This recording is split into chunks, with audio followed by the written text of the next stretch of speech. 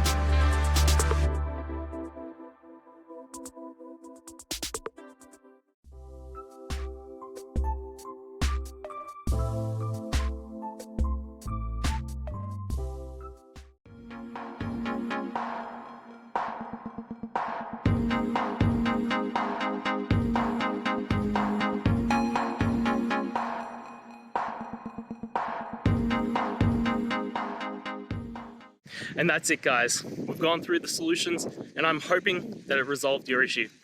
If it did, please hit the subscribe button. I'd really appreciate it.